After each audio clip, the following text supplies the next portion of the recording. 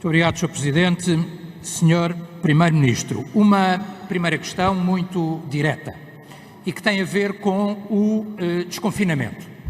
Na altura em que decidimos avançar para esta segunda fase do desconfinamento, houve vários alertas em relação a cautelas que seriam importantes. Relembro, Sr. Primeiro-Ministro, que quando avançámos, a área de Lisboa tinha o R acima de 1, é agora aí que está a acontecer o problema, e que faltavam eventualmente algumas condições para esse mesmo desconfinamento.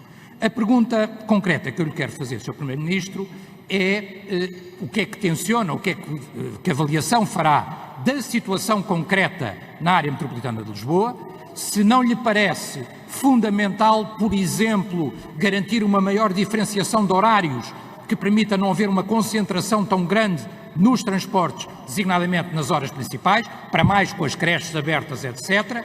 E, por último, deixo-lhe uma pergunta ainda mais concreta, que é, Sr. Primeiro-Ministro, o que é que aconteceu? Nós falámos em várias reuniões da célebre aplicação que iria permitir fazer algum tracing, é essa a expressão. Sem essa aplicação é muito mais difícil, porque é preciso gente, entrevistas, localizar as pessoas, etc. Eu pergunto-lhe o que é que aconteceu à tal aplicação, sobre a qual o Governo chegou a falar, o Sr. Ministro da Ciência aparentemente até estaria envolvido e, entretanto, aparentemente, a aplicação sumiu. Sr. Primeiro-Ministro, é uma pergunta muito concreta.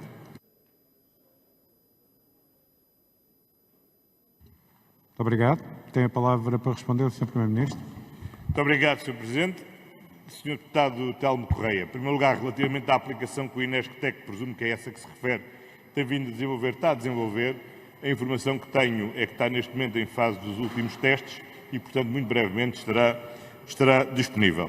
Relativamente à situação em Lisboa e Val do Tejo, não creio, vamos lá ver, claramente não estamos numa situação de descontrole da situação. Estamos numa situação onde temos um número de casos que tem resistido a baixar. Aquilo que podemos verificar é que não é uma situação generalizada, tem resultado de focos concretos que têm existido. E, portanto, aquilo que decidimos fazer foi adiar a entrada em vigor na área metropolitana de Lisboa do conjunto de atividades que deviam ter sido desconfinadas no passado dia 1, de forma a podermos fazer as análises sistemáticas dessas situações. Tal como no passado fizemos relativamente aos lares, e depois de um grande alarme social se permitiu verificar que, felizmente, o número de incidência nos trabalhadores dos lares era diminuto, e agora temos vindo a permitir já identificar que estas situações são também muito contidas. Dos 18 concelhos da área metropolitana, verdadeiramente o problema situa-se em 5. Desses 5 concelhos, em alguns focos muito particulares, que estão neste momento identificados e onde está-se a desenvolver o trabalho próprio da saúde pública. Creio que muito brevemente estaremos em condições de levantar também aqui, na área metropolitana de Lisboa, as restrições às atividades cujo levantamento foi adiado na passada semana. Muito obrigado, Sr. Deputado. Obrigado, Sr. Primeiro-Ministro. Tem a palavra, continua no uso da palavra, aliás, o Sr. Deputado Telmo Correia, do Grupo Parlamentar do CDS-PP. Por favor. Sr. Primeiro-Ministro, é que, efetivamente, a questão dos exemplos e dos sinais são relevantes. Outra questão, Sr. Primeiro-Ministro, esta questão, de facto, do para-ministro ou do superconsultor não correu bem. Não correu bem e, relembrando aquilo que o Sr. Primeiro-Ministro há pouco parecia não se lembrar, eu vou usar uma citação. É um escândalo. Um escândalo. Como é que se é ministro para todos os efeitos, menos para o estatuto constringente da função ministerial? Conhece a frase, digo eu, a frase é António Costa, Presidente da Câmara Municipal de Lisboa e, na altura, comentador numa estação de televisão. E, portanto, esta frase, de facto, é a diferença entre uma situação e a outra.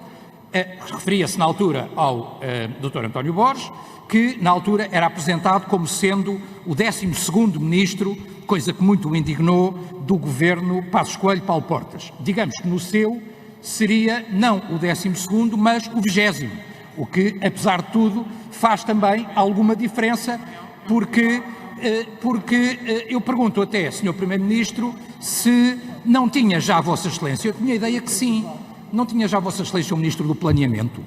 Não há um Ministro do Planeamento já no Governo, quer dizer, seria absolutamente necessário outro, e não ponho em causa a pessoa, nem a função, ainda que possa parecer estranho que alguém que diz que vai trabalhar de borla para o Governo português seja pago por uma empresa do Governo tailandês. Pode parecer estranho, mas eu não ponho sequer isso em causa, nem a qualidade da pessoa. A única coisa que me parecia, Sr. Primeiro-Ministro, é que isto até faria algum sentido se fosse o início da tão falada remodelação, coisa que aparentemente não é. E por isso, puxando até por essa sua boa disposição, eu pergunto-lhe, Sr. Primeiro-Ministro, vai remodelar ou não e quando?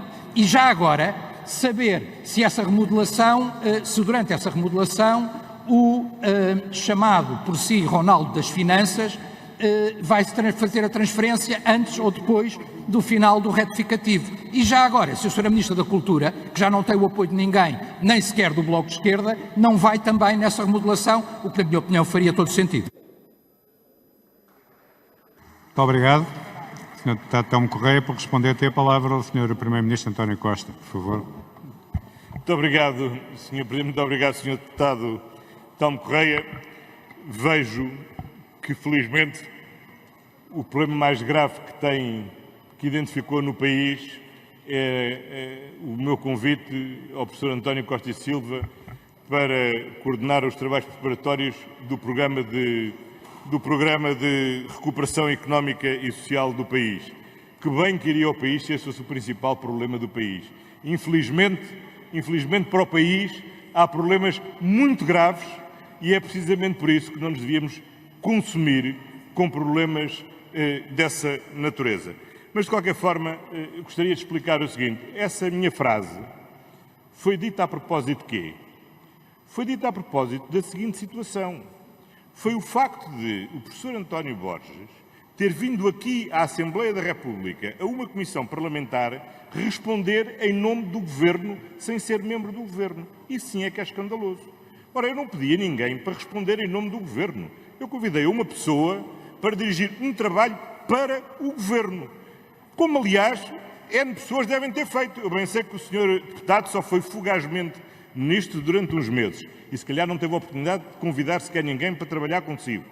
Mas seguramente tivesse tido a oportunidade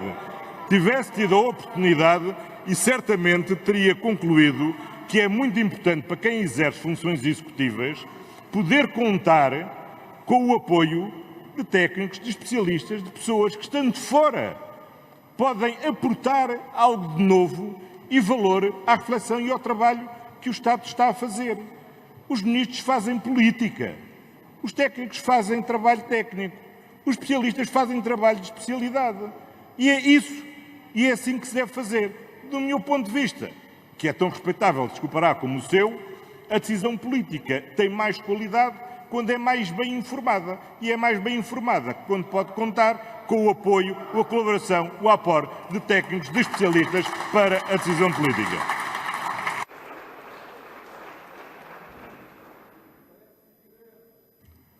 Tem a palavra o Sr. Deputado Telmo Correia, por favor. Sr. Primeiro-Ministro, Vossa Excelência, enfim, quanto conhecemos há tantos anos na política, eu pelo meu partido e o senhor pelo seu, já desempenhou tantas funções. O que não poderá dizer a mim é que eu tenho opiniões diferentes consoante a função e o momento onde estou. Não sei se posso dizer o mesmo de si. Em relação a outras questões, Sr. Primeiro-Ministro, eu acho que os exemplos são relevantes e deixo-lhe uma pergunta, mais uma muito concreta. Sr. Primeiro-Ministro, enfim, nós vamos seguindo os exemplos e vamos vendo, agora o 10 de junho, por exemplo, são 8 pessoas, os espetáculos recomeçaram e ainda bem, mas a mim pareceu-me estranho, Sr. Primeiro-Ministro, que haja, por exemplo, um espetáculo que não pode acontecer no local que é precisamente destinado a esses espetáculos, ainda que outros possam, e ainda bem, estar lá a acontecer. São os espetáculos tauromáquicos. Faz algum sentido que esse espetáculo em concreto, ou seja, que as praças de touros tenham espetáculos, mas que não possa haver espetáculos tauromáquicos? Não sei se faz sentido. Em relação às questões, e a terminar mesmo, Sr. Primeiro-Ministro, do país, poucas coisas são mais importantes do que o tal plano estrutural. Se Vossa Excelência o desvaloriza, parece-me bastante mal, porque esse plano estrutural é da maior importância. Questões mais concretas do dia de hoje. As linhas de crédito adaptar esgotaram. Esgotaram em pouco tempo. Para concluir, estou mesmo a terminar, Sr. Sr. Presidente. Esgotaram. Vossa Excelência vai reforçar ou não? As linhas, que são as únicas a fundo perdido, não é? As linhas de crédito em geral parece que teriam que ser no mínimo duplicadas. Vossa Excelência vai reforçar essas linhas ou não? São questões do dia de agora, tal como o Estado pagar àqueles que são os credores e divulgar quem são esses credores. Muito obrigado, Sr. Presidente. Tem a palavra para responder o Sr. Primeiro-Ministro, por favor. Muito obrigado, Sr. Deputado Telmo Correia. Há uma coisa que eu queria deixar todos tranquilos. Nós já nos conhecemos mesmo há tanto tempo que felizmente já mudámos de opinião sobre muitas coisas. Porque se não tivéssemos mudado de opinião sobre algumas coisas desde os anos 80 até hoje, seguramente estaríamos a pensar hoje muito mal, porque a realidade de hoje é muito diversa da realidade dos anos 80, Sr. Deputado. Mas, relativamente à questão essencial que colocou, era só para dizer o seguinte: o programa de estabilização que amanhã o Governo aprovará terá linhas dedicadas especificamente às micro, pequenas e médias empresas. E também só um pequeno reparo: as linhas de adaptar não foram as únicas a fundo perdido. Há várias outras a fundo perdido. Uma delas já foi aqui falada muitas vezes, chama-se layoff, porque no layoff os 70% dos 66% do vencimento é pago pelo Estado a fundo perdido às empresas. Muito obrigado, Sr.